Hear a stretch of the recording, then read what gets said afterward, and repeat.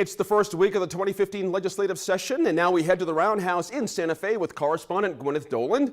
Falling oil prices are expected to have an impact on the final state budget, and one lawmaker tells us how prices are hurting businesses and workers in his district. But first, we hear about legislation this session that aims to increase the disclosure requirements for lobbyists here in New Mexico.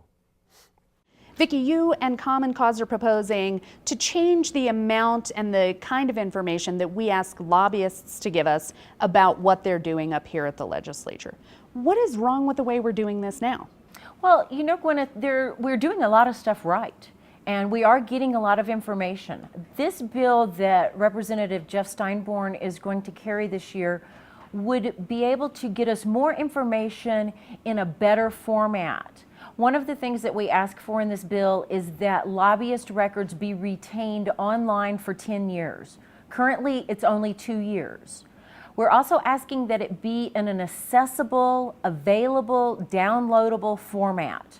As we all know, the problems with our current campaign finance information system, which we call CFIS, has been band-aided together over the last few years to accommodate new things that we need out of it. So we want it to be accessible for people, and we want to know what lobbyists are working on. A lot of lobbyists are great. They literally list, I had lunch with so-and-so, I spent this much money, and this is what we talked about. Other lobbyists will say, $5,000, bull ring, legislators. And that gives you no information. And so we just want to tighten up the language to where we get not only aggregate amounts that they're spending, but also the individual amounts when they are lobbying legislators. We know that there is a public perception that politicians are corrupt. And this week, Common Cause released a poll of New Mexicans about issues like lobbyists. What did that poll tell you about what New Mexicans think? The poll tells us on that particular question of should they tell us what they are lobbying on, that shows that 89% of the state thinks that's a good idea. And we also asked another question, do you think legislators are more responsive to voters or to lobbyists? And unfortunately, only 19% of the state thinks legislators are more responsive to voters. And that's just, it's a bad perception because you and I both know lots of these legislators and they're good people. I mean, I get ribbed a lot because I always say the majority of them are very great ethical people. But this is a perception that the lobbyists are there all the time. They are the ones doing campaign contributions. They're the ones picking up the tab next door. And so your average citizen does not have that same kind of access. So if we made these changes, what would the impact be? What would be different? It would give us more information. And we are not naive. We realize that your average citizen is not going on the campaign finance information system and pulling all this information out. But what we do have is make it easy and available for the media to pull that out and then write and produce those stories so the public gets that information.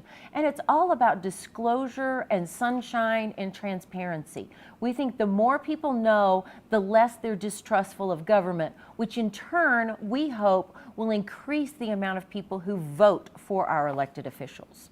Vicki, can you give me an example of the kinds of information the public would see if you made these changes to the Lobbyist Regulation Act that we aren't seeing now? Absolutely. One great thing was we would be able to see individual amounts instead of aggregate amounts on what lobbyists are spending on legislators. So for example, we would have, I took out this legislator, we talked about this particular bill, and it's got a number. It doesn't just have an issue or say legislation. And then it's going to say how much that lobbyist spent on that legislator. And that way, when we have that information, people are able to make their own decisions about who they want to support as a candidate and what issues they want to get involved in. And so for us, it's just a matter of having that explicitly put out there, which, as I say, many people already do, but it's not written in statute. And what we find with campaign finance laws is we've really got to go back to kindergarten and ABC and spell it out, because We have court rulings literally monthly that are challenging these laws. Senator Scher, what is the outlook for the budget this year? Well, we thought that the budget was going to be able to expand and we were going to be able to do more things. And then the price of oil dropped dramatically from just under $100 a barrel to now $47 a barrel. And it looks like all of our, quote, new revenue has dried up. What we're hoping is that at this point, we will be able to keep a flat budget, which means that the same amount we spent last year we'll be able to spend this year. But if the price of oil continues this downward shot, we may even have a smaller budget this year than we've had in the past. So this price drop, is this part of a normal pattern of fluctuation over the years? Yes. Things do go up and down over the course of time, but this particular one is driven really by the OPEC nations who are concerned about our newfound oil production in the United States. They're trying to re-corner the market. They've had it for a long time, and so now they're trying to redo that. So this is kind of an artificial up and down, but it happens. So these lower prices, how is this affecting people in your district up in the Farmington area?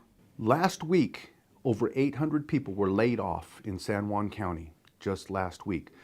I don't have this week's numbers, but I suspect there's going to be more.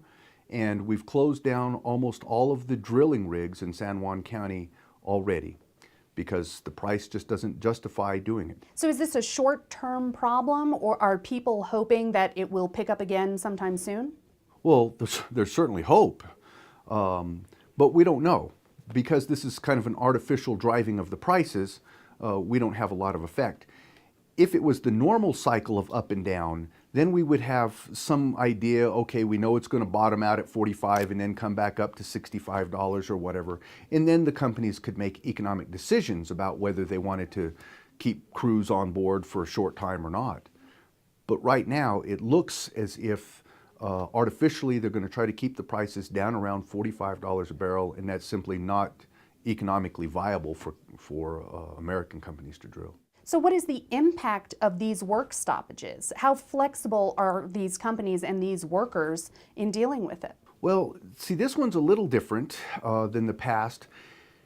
In the past, if something happened in New Mexico, they could move somewhere else. They moved to Texas or North Dakota, or in our case with natural gas, Pennsylvania or New York now. And so literally the crews could go somewhere else and they still had a job. Today, however, they're laying off people all over the country. And so now these folks don't have a job anywhere. And so that's a real serious concern.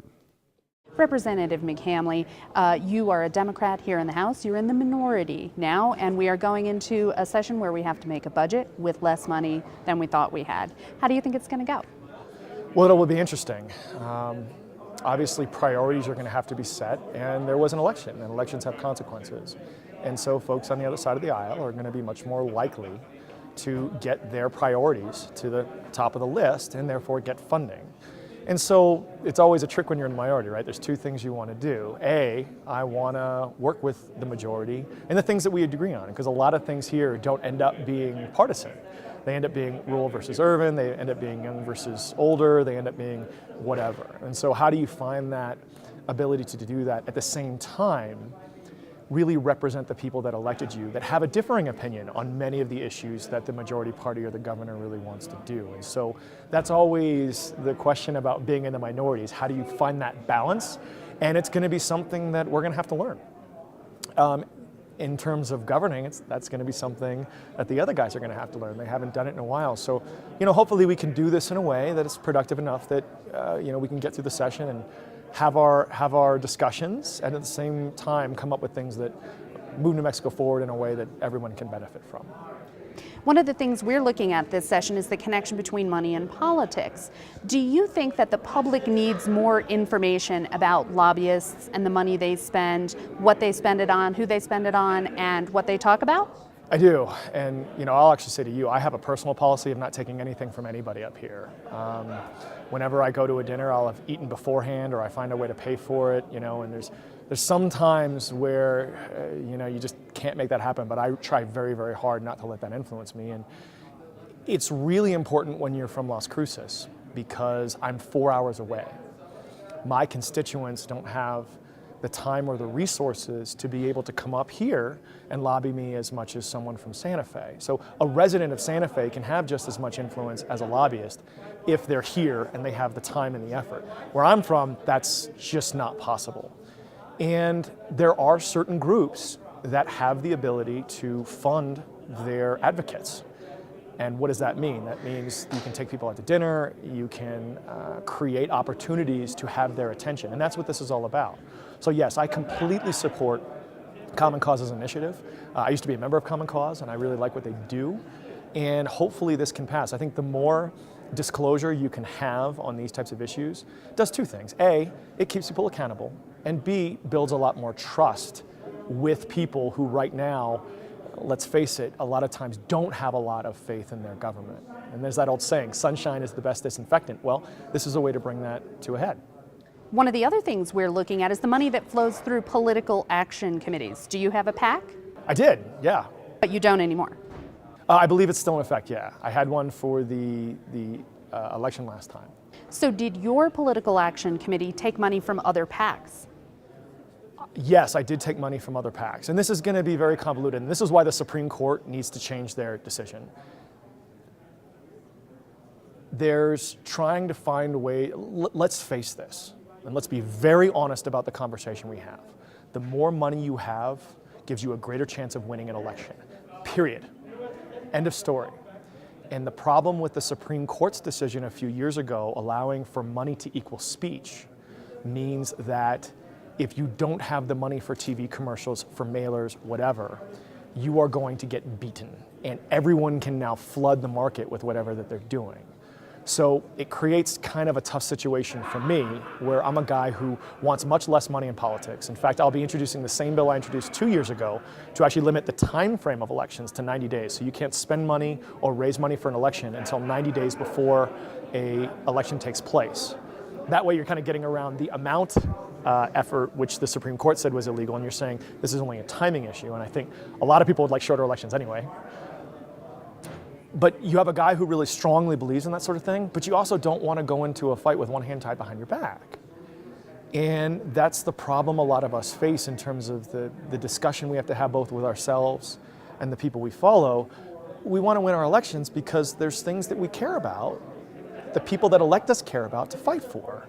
At the same point in time, you don't want to allow the process to destroy all the trust while that other stuff is going on. So I'm not even sure if I'm making sense right here, but it really is a tough conversation to have. And I think generally though, the less money that is involved in the political process, the more trust folks have in the governing process and the more access they feel that they can have to individual lawmakers. And I think that's a good thing. Some groups this session are looking at the money in politics that comes from lobbyists. But this isn't a new issue for good government groups. So it's not a new issue, Gwyneth. In fact, Think New Mexico, where I work, we tried to ban political contributions altogether from lobbyists 5 years ago because there's an inherent conflict of interest when you're trying to change laws and you're also paying or making political contributions to legislators. That's not possible now that we're in a post-Citizens United world. So I really think the best we can do is to have greater disclosure, and I'm pleased to see that there are some bills this session that are aiming to do just that. So why should we care who lobbyists are going to dinner with, what they're spending money on, and what they're talking about? Well, there's a concern that these lunches and dinners and gifts create a conflict of interest and distort the decisions that get made here in our state capital. But is there any actual evidence that this is really a problem? Well, historically, we've had some problems in this state. 2 treasurers were indicted and convicted. A former Senate Majority Leader, Manny Aragon, was sent to jail. So yes, it has been a problem here in New Mexico, at least historically.